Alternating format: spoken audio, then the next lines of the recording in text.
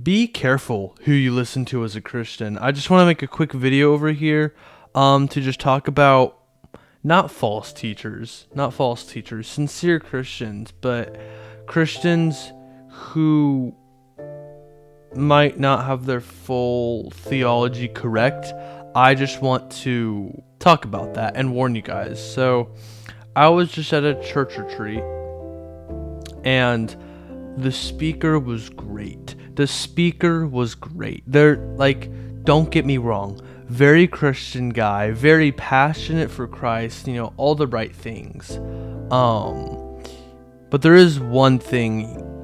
He overemphasized the quick sinner's prayer, and saving people almost kind of sounded like for numbers rather than for the genuine salvation part.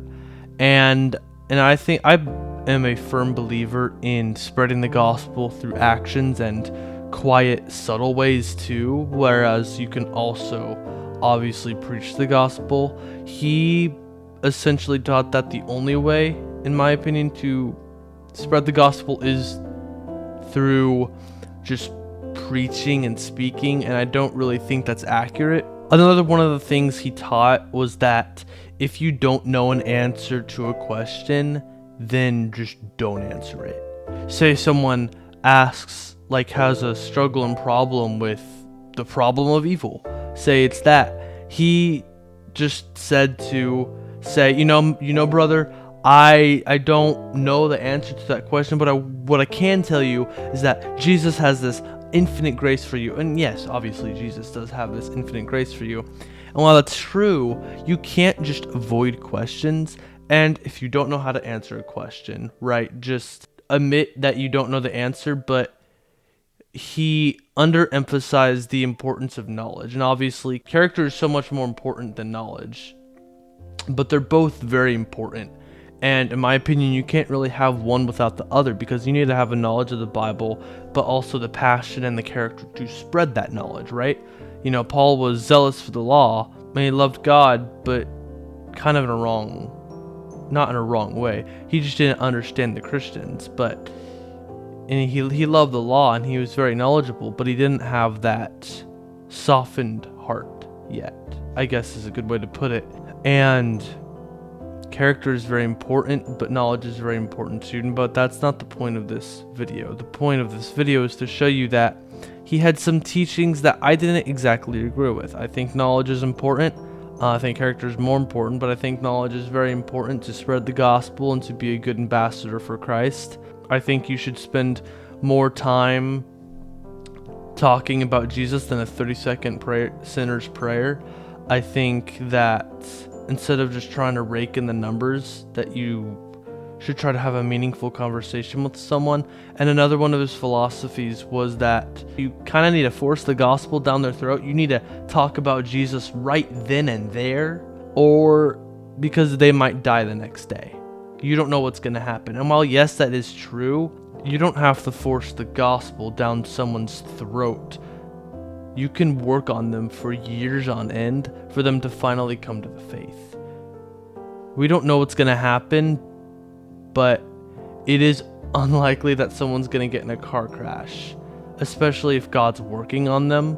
So I don't believe that it's going to happen. But again, that's not the point of this video. The point of this video is this is a very passionate man for Christ. He has all the right intentions, but he just got some stuff wrong, in my opinion. And this is just a video to show you that you need to be careful who you listen to, even if they have the best intention, even if they do love Christ, even if they are a good speaker. You need to be careful who you listen to. And this man had a lot of great truths, had a great message. This, great guy, great message overall. Spread the gospel, do it now. Why are you procrastinating? Don't wait. Was essentially his message. I think there's multiple ways to spread the gospel, but that was his message, and it was a very good message. I'm not attacking this guy, or I don't know if shame is the right word, but I'm not downplaying what this guy said. I'm just showing you that you need to be careful who you listen to and what you choose to fill your mind with. Don't take everything you hear as absolute truth. Because if you did, then well, you would live a pretty confusing life. You can't be Muslim and also Christian, something like that. Luke 8:18 says, "Take care then how you hear, for to the one who has, more will be given, and from the one who has not, even what he thinks that he has will be taken away."